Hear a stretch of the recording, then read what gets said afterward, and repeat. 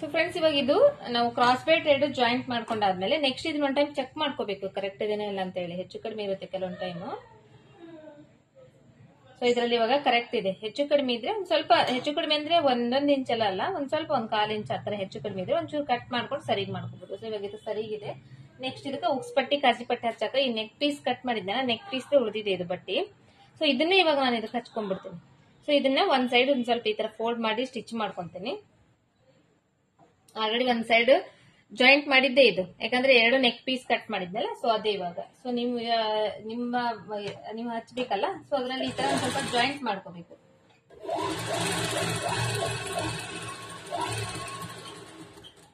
Main cloth ಮತ್ತೆ lining ಬಟ್ಟಿನ ಈ ತರ ಉಕ್ಸ್ ಪಟ್ಟಿ, ಉಕ್ಸಿನ ಮನಿ ಮಾಡ್ತೀವಲ್ಲ ಆ ಪಟ್ಟಿಗೆ ಒಂದ್ ಸ್ವಲ್ಪ ಈ ತರ ಜಾಯಿಂಟ್ ಮಾಡ್ಕೋಬೇಕು. ಜಾಯಿಂಟ್ ಮಾಡ್ಕೊಂಡು ಒಂದ್ ಸೈಡ್ ಫೋಲ್ಡ್ ಮಾಡಿ ಸ್ಟಿಚ್ ಮಾಡ್ಕೊಡ್ರಿ.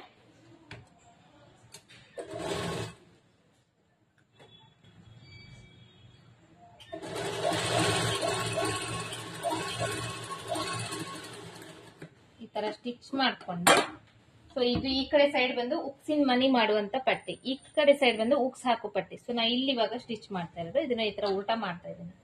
ಉಲ್ಟಾ ಮಾಡಿ ಒಂದ್ ಸೈಡ್ ಇಂದ ಇದನ್ನ ಸ್ಟಿಚ್ ಮಾಡ್ತಾ ಇದ್ದೀನಿ.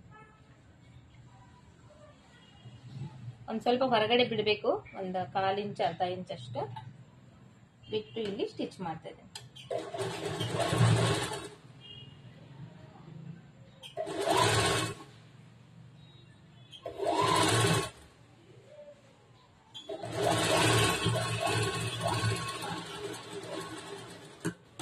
ನೆಕ್ಸ್ಟ್ ಇವಾಗ ಈ ಕಡೆ ಒಂದ್ ಸ್ವಲ್ಪ ಹೊರಗಡೆ ಬಿಟ್ಟಿದೆಯಲ್ಲ, ಇದನ್ನ ಫೋಲ್ಡ್ ಮಾಡಿ ಹೊಲ್ದಿದೀವಲ್ಲ, ಇವಾಗ ಇಲ್ಲಿ ಎಷ್ಟು ಫೋಲ್ಡ್ ಮಾಡಿದೆ ನೋಡ್ರಿ, ಇಲ್ಲಿ ಫೋಲ್ಡ್ ಮಾಡಿದಿವಲ್ಲ ಅದನ್ನ ಈ ಕಡೆ ಈ ತರ ಮಡಚ್ಕೊಂಡ್ಬಿಡ್ಬೇಕು. ಅದ್ರ ಮೇಲ್ಗಡೆ ಕರೆಕ್ಟ್ ಆಗಿ ಈ ತರ ಕೂಡ್ಬೇಕಿದು.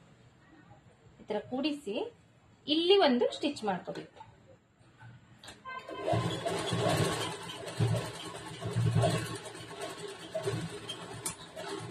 ಸ್ಟಿಚ್ ಮಾಡ್ಕೊಂಡು ಒಂದ್ ಸ್ವಲ್ಪ ಕಟ್ ಮಾಡ್ರಿ, ಅದನ್ನ ಎಕ್ಸ್ಟ್ರಾ ಬಟ್ಟೆ ಇರೋದನ್ನ. ಇದನ್ನ ಇವಾಗ ಈ ತರ ಟರ್ನ್ ಮಾಡ್ಕೊಡ್ರಿ ಒಳಗಡೆ. ಟರ್ನ್ ಮಾಡ್ಕೊಂಡು ಈ ಕಡೆ ಉಲ್ಟಾ ಮಾಡ್ಕೊಡ್ರಿ. ಉಲ್ಟಾ ಮಾಡ್ಕೊಂಡಾದ್ಮೇಲೆ ಇದು ಇವಾಗ ಈ ಕಡೆ ಸೈಡ್ ಬಂದಿದೆ, ಇದ್ರ ಮೇಲ್ಗಡೆ ಇದು ಇವಾಗ ಈ ತರ ಕೂಡ್ಬೇಕು.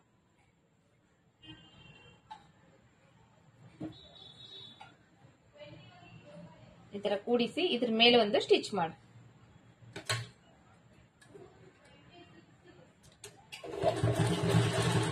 ಒಂದ್ ಸ್ವಲ್ಪ ಸ್ಟಿಚ್ ಮಾಡ್ರಿ. ಸ್ಟಿಚ್ ಮಾಡ್ಕೊಂಡು ನೀಟಾಗಿ ಜೋಡಿಸ್ಕೊಡ್ರಿ.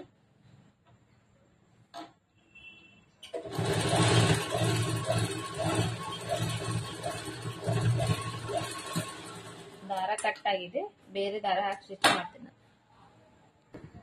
ಸೊ ಈ ತರ ಒಂದ್ ಸೈಡ್ ಸ್ಟಿಚ್ ಮಾಡಿದ್ಮೇಲೆ ಒಂದ್ ಸ್ವಲ್ಪ ಪ್ಲೇಸ್ ಬಿಟ್ಟು, ಒಂದ್ 1/4 ಇಂಚ್ ಅಷ್ಟು ಪ್ಲೇಸ್ ಬಿಟ್ಟು ಇಲ್ಲಿ ಇನ್ನೊಂದು ಸ್ಟಿಚ್ ಮಾಡ್ಕೊಳ್ರಿ. ಈ ತರ ಸ್ಟಿಚ್ ಮಾಡ್ಕೊಂಡಾದ್ಮೇಲೆ ಇಲ್ಲಿ ಎಕ್ಸ್ಟ್ರಾ ಬಟ್ಟೆ ಐತಲ್ಲ ಅದನ್ನೊಂಚೂರು ಕಟ್ ಮಾಡಿ ಬಿಡ್ರಿ. ಸೊ ಇದು ಒಂದ್ ಸೈಡ್ ಇಂದ ಆಯ್ತು. ಇನ್ನೊಂದ್ ಸೈಡ್ ಇಂದ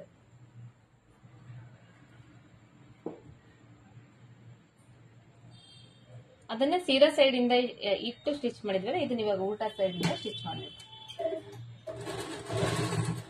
ಸೊ ಇದು ಆಲ್ರೆಡಿ ಜಾಯಿಂಟ್ ಇರೋದ್ರಿಂದ ಇದನ್ನ ಡಬಲ್ ಬಟ್ಟೆ ಹಾಕ್ತಾ ಇದ್ದೇನೆ. ಇದನ್ನ ಸಿಂಗಲ್ ಬಟ್ಟೆ ಇದ್ರೆ ಸಾಕಾಗ್ತೈತೆ, ಅಂದ್ರೆ ಲೈನಿಂಗ್ ಬಟ್ಟೆ ಅಷ್ಟೇ ಇದ್ರೆ ಸಾಕಾಗ್ತೈತಿ.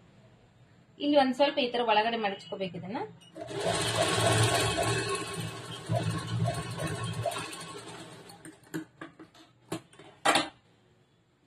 ಈ ಕಡೆ ಟರ್ನ್ ಮಾಡ್ಕೊಂಡು ಇದ್ರ ಮೇಲೆ ಒಂದು ಹೊಲಿಗೆ ಹಾಕ್ಬೇಕು.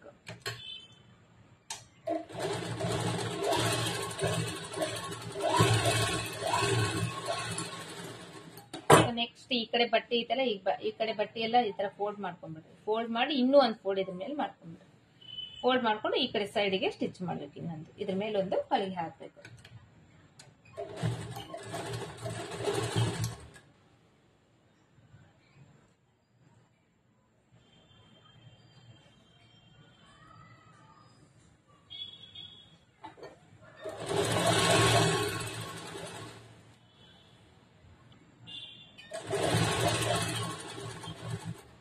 ಇಲ್ಲಿವರೆಗೂ ಸ್ಟಾಪ್ ಮಾಡಿ ಈ ಕಡೆ ಟರ್ನ್ ತಗೊಳ್ರಿ. ಟರ್ನ್ ತಗೊಂಡು ಇಲ್ಲೊಂದು ಸ್ವಲ್ಪ ರಫ್ ಮಾಡಿ.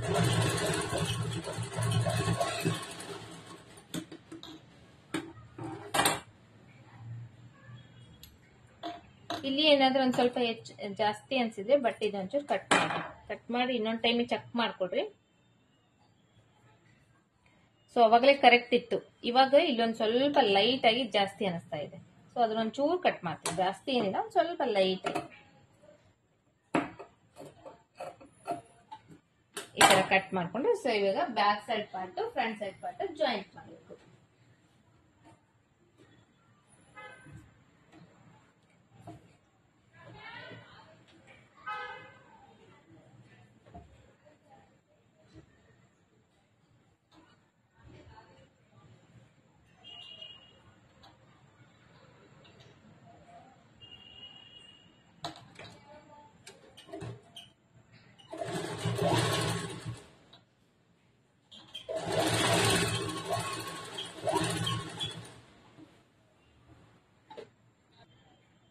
ಸೊ ಇವಾಗ ಎರಡು ಶೋಲ್ಡರ್ ಜಾಯಿಂಟ್ ಮಾಡ್ಕೊಂಡಾದ್ಮೇಲೆ ನೆಕ್ಸ್ಟ್ ಪೈಪಿಂಗ್ ಮಾಡೋಣ. ಪೈಪಿಂಗ್ ಮಾಡಕ್ಕೋಸ್ಕರ ನಾನು ಈ ಲೈನಿಂಗ್ ಬಟ್ಟೆ ಐತಲ್ಲ, ಈ ಲೈನಿಂಗ್ ಬಟ್ಟೆ ಪೀಸ್ ತಗೊಂತಾ ಇದ್ದೇನೆ. ಈ ತರ ಪೀಸ್ ತಗೊಂಡು, ಇದು ಡಬಲ್ ಬಟ್ಟೆ ಇದೆ, ಡಬಲ್ ಬಟ್ಟೆಗೆ ಒಟ್ಟಿಗೆ ಕಟ್ ಮಾಡ್ತಾ ಇದ್ದೇನೆ. ಈ ತರ ಮೂಲಿ ಮೇಲೆ ಕ್ರಾಸ್ ಮೇಲೆ ಕಟ್ ಮಾಡ್ಬೇಕು ಪೀಸ್ನ.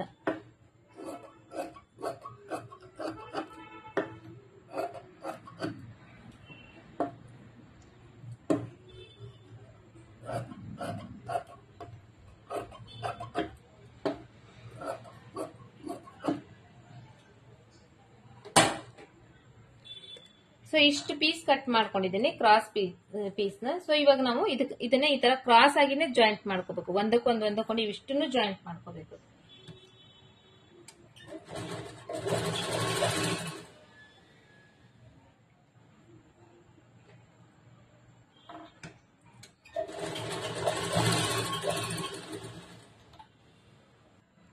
ಸೊ ಇವಾಗ ಇಷ್ಟು ಪೀಸ್ ಈ ತರ ಜಾಯಿಂಟ್ ಮಾಡ್ಕೊಂಡಾದ್ಮೇಲೆ ಇಲ್ಲಿ ಒಂದ್ ಸ್ವಲ್ಪ ಎಕ್ಸ್ಟ್ರಾ ಪಟ್ಟಿ ಇರುತ್ತೆ ನೋಡಿ, ಅದನ್ನೆಲ್ಲ ಈ ತರ ಕಟ್ ಮಾಡಿ ತೆಗಿಬೇಕು. ಕಟ್ ಮಾಡಿ ತೆಗೆದು,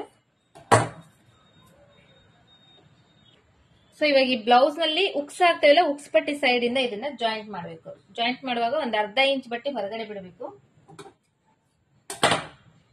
ಈ ತರ ಒಂದ್ ಅರ್ಧ ಇಂಚ್ ಬಟ್ಟೆ ಹೊರಗಡೆ ಬಿಡಬೇಕು.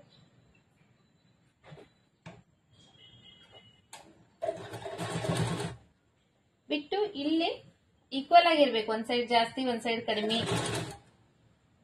ಆಲ್ಮೋಸ್ಟ್ ಒಂದ್ 1/4 ಇಂಚಷ್ಟು ಬಟ್ಟೆ ಇಲ್ಲಿ ಸ್ಟಿಚ್ ಮಾಡಿದ್ರೆ ಸಾಕಾಗ್ತೈತಿ.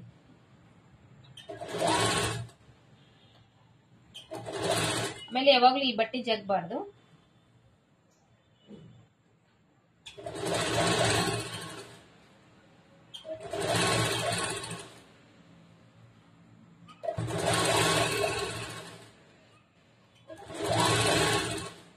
ಈ ನೆಕ್ ಶೇಪ್ ಇರುತ್ತಲ್ಲ, ಈ ನೆಕ್ ಶೇಪ್ ರೌಂಡ್ ಶೇಪ್, ಈ ನೆಕ್ ಅನ್ನ ಈ ತರ ಸರಿಸ್ಕೋಬೇಕು. ಬಟ್ಟೆ ಯಾವಾಗ್ಲೂ ಹಂಗೆ ಇರ್ಬೇಕು, ಅದು ಹೆಂಗಿರುತ್ತೆ ಹಂಗೆ ಇರ್ಬೇಕು.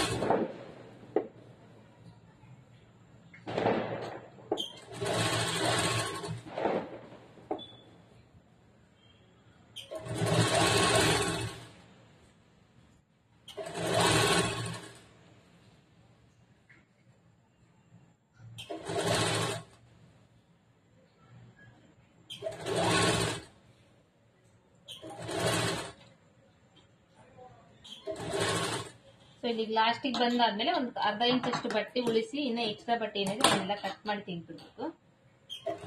ಕಟ್ ಮಾಡಿ ತೆಗೆದು ಒಂದ್ ಸ್ವಲ್ಪ ಅದನ್ನ ಇಲ್ಲಿ ಫೋಲ್ಡ್ ಆದ್ರೂ ಮಾಡ್ಬೋದು, ಇಲ್ಲ ಆಮೇಲೆ ಆದ್ರೂ ಫೋಲ್ಡ್ ಮಾಡ್ಬೋದು.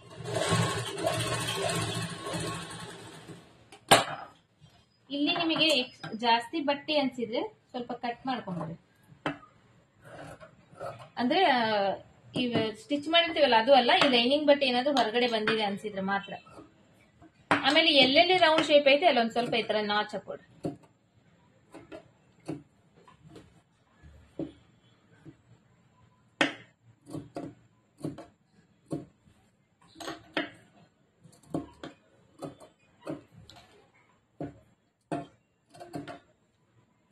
ನಾಚ್ ಹಾಕೊಂಡು ಇವಾಗ ನೀವು ಎಷ್ಟು ಬಟ್ಟೆ ಬಿಟ್ಟು ಇಲ್ಲಿ ಮಡಚಿ ಹೊಲ್ದಿರ್ತೀರಲ್ಲ ಅಷ್ಟೇ ಬಟ್ಟೆನ ಇದ್ರ ಮೇಲ್ಗಡೆ ಅದ್ರ ಮೇಲ್ಗಡೆ ಇದನ್ನ ಈ ತರ ಬಟ್ಟೆ ಲೈನಿಂಗ್ ಬಟ್ಟೆನ ಫೋಲ್ಡ್ ಮಾಡ್ಬೇಕು. ಸೊ ಇಲ್ಲಿ ಅರ್ಧ ಇಂಚ್ ಬಟ್ಟೆ ಬಿಟ್ಟಿರ್ತಾರೆ, ಇಲ್ಲಿ ಒಳಗಡೆ ಮಡಿಚ್ಕೊಂಡ್ಬಿಡ್ರಿ. ಈ ತರ ಮಡಿಚ್ಕೊಂಡು ಒಳಗಡೆ ಇಷ್ಟು ಇಲ್ಲಿ ಇಷ್ಟು ಬಟ್ಟೆ ಬಿಟ್ಟಿದ್ರಲ್ಲ ಅದ್ರ ಮೇಲ್ಗಡೆ ಕರೆಕ್ಟ್ ಆಗಿ ಅಷ್ಟೇ ಕೂಡ್ಬೇಕು. ಅದು ಆ ತರ ಮಡಿಚಿ ಮಧ್ಯದಲ್ಲಿ ಹೊಲಿಗೆ ಹಾಕ್ಬೇಕು. ಈ ಕಡೆನೂ ತುದಿಗೆ ಹಾಕ್ಬಾರ್ದು, ಈ ಕಡೆನೂ ತುದಿಗೆ ಹಾಕ್ಬಾರ್ದು.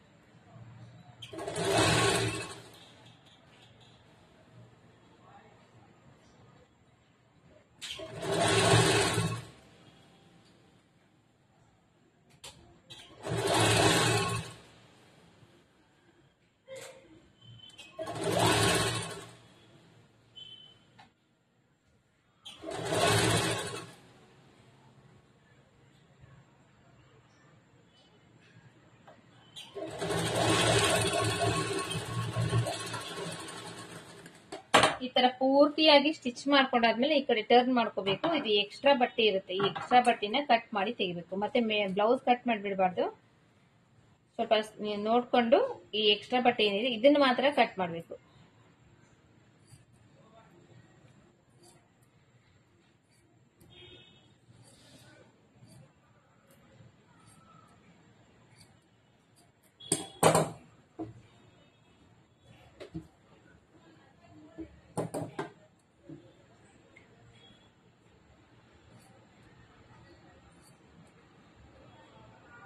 ಇದೇ ತರ ಸೇಮ್ ಫುಲ್ ಕಟ್ ಮಾಡ್ಬೇಕು. ಕಟ್ ಮಾಡಿ ಅದಾದ್ಮೇಲೆ ಪೈಪಿಂಗ್ ಮಾಡ್ಬೇಕು.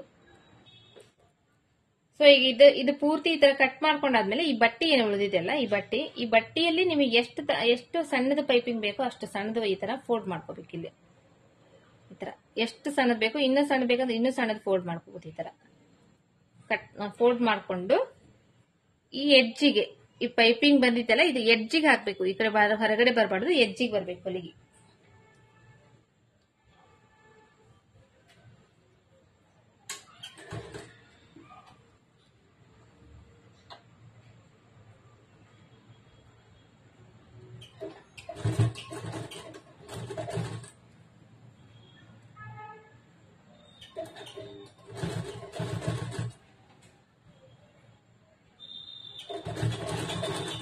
ಸ್ವಲ್ಪ ಸ್ವಲ್ಪನೇ ಫೋಲ್ಡ್ ಮಾಡಬೇಕು, ಸ್ಟಿಚ್ ಮಾಡಬೇಕು, ಫೋಲ್ಡ್ ಮಾಡಬೇಕು, ಸ್ಟಿಚ್ ಮಾಡಬೇಕು. ಕರೆಕ್ಟ್ ಆಗಿ ನೀಟಾಗಿ ಎಡ್ಜಿಗೆ ಬರಬೇಕು. ಹಾಗಾಗಿ ಫಾಸ್ಟ್ ಆಗಿ ಹೊಲಿಯಕ್ಕೆ ಬರಲ್ಲ, stitching slowly ಹೊಲಿಬೇಕು.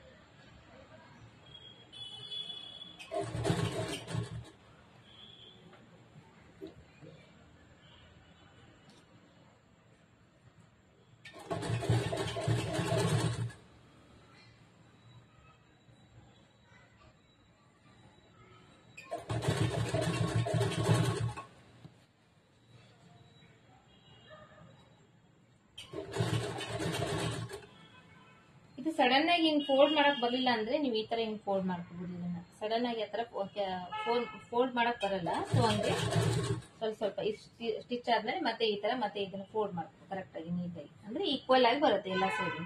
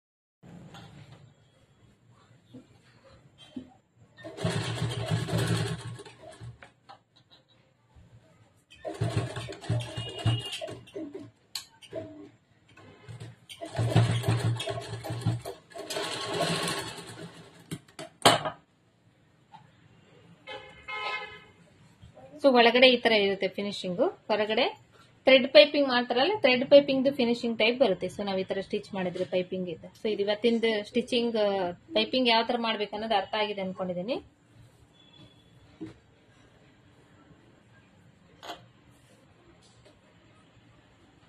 Next sleeves joint ಮಾಡ್ಕೊಳ್ಳೋಣ.